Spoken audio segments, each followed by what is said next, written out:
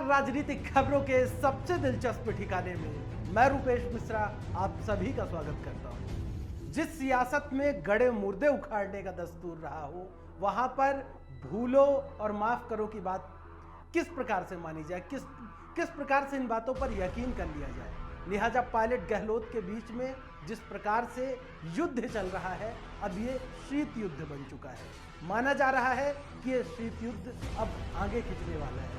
जाहिर तौर पर गहलोत सरकार के ऊपर जो संकट मंडरा रहा था, वो तो थोड़े दिनों के लिए अभी टल गया है, वो संकट खत्म हो गया है।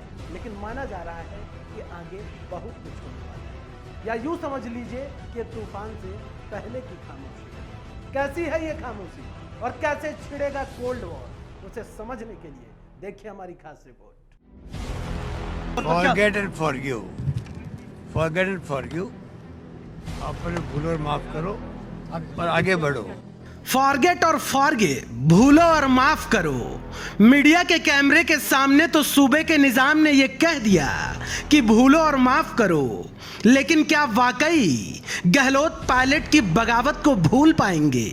तो मौजूदा सियासी परिदृश्य में इस सवाल का जवाब नहीं में ही मिलता है, क्योंकि आला कमान की सुलह के बावजूद भी सब कुछ ठीक नहीं मालूम पड़ रहा है। खबर में आगे बढ़ें उससे पहले सुनिए सुलह के सवाल पर मुख्यमंत्री गहलोत का जवाब। Forget and forgive. Forget and forgive. अपने भूलो और माफ करो और आगे बढ़ो। देश के हित में, प्रदेश के हित में, प्रदेशवासियों के हित में और डेमोक्रेसी के हित के अंदर। डेमोक्रेसी खतरे में है। ये लड़ाई डेमोक्रेसी को बचाने की है। साहब, ये सियासत है, और जिस सियासत में गड़े मुर्दे उखाड़े जाते हों, उस सियासत में भूलो और माफ करो की नीति बड़ी बेमानी सी लगती है। लिहाजा दो टूक शब्दों में सुन लीजिए कि पायलट गहलोत के बीच अब शीत युद्ध शुरू होने वाला है। दरअसल अब खबर है कि मुख्यमंत्री गहलोत के विधायक और मंत्री आला कमान की सुलह से बेहद नाखुश हैं। यानी पायलट की वापसी गहलोत कैंप को खल रही है। लिहाजा गहलोत कैंप की भी मांग है कि अब उन्हें भी आला कमान से मिलना है। और रणदीप सुरजेवाला ने तो पहले ही बोल दिया है कि जब कोई दरवाजे पर आकर खड़ा हो जाए तो उसे धुतकारा नहीं जाता। खैर, अब सवाल ये खड़ा होता है कि जब सरकार के मंत्री और विधायक ही पायलट की वापसी से नाराज हो, तो सब कुछ बेहतर चलने की उम्मीद पालना बेकार की बातें हैं। खैर, जब विधायकों की नाराजगी को लेकर मुख्यमंत्री गहलोत से सवाल पूछा गया, तो उन्होंने कहा कि विधायकों की नाराजगी दूर करेंगे। विधायकों की नाराजगी को हमने दूर करने का प्रयास किया है। उनकी नाराजगी होना स्वाभाविक है। जिस रूप में ये एपिसोड हुआ, उनको एक महीना रहना पड़ा, उससे नाराजगी होना स्वाभाविक था। उनको मैंने समझाया है कि देश और प्रदेशवासियों के और लोकतंत्र को बचाने के लिए कई बार हमें सहन भी करना पड़ता है। हम सब आपस में मिलकर काम करेंगे।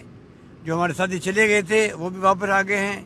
मुझे उम्मीद है कि सब गिले शिकवे दूर करके सब मिलकर प्रदेश की सेवा करने का संकल्प हम पूरा करेंगे। कुल मिलाकर गहलोत सरकार के माथे से चिंता की लकीरें तो मिट गई हैं, और कल विधानसभा का सत्र आहूत कर गहलोत सरकार विरोधियों को चारों खाने चित्त भी कर देंगे और सरकार सेफ मोड में भी चली जाएगी। लेकिन बड़ा सवाल यही बरकरार है कि पायलट गहलोत के झगड़े का क्या होगा। दरअसल राजनीतिक के जानकार बता रहे हैं कि अब सियासी वर्चस्व की लड़ाई पहले से ज्यादा तेजी से लड़ी जाएगी। Bureau report, the fact India.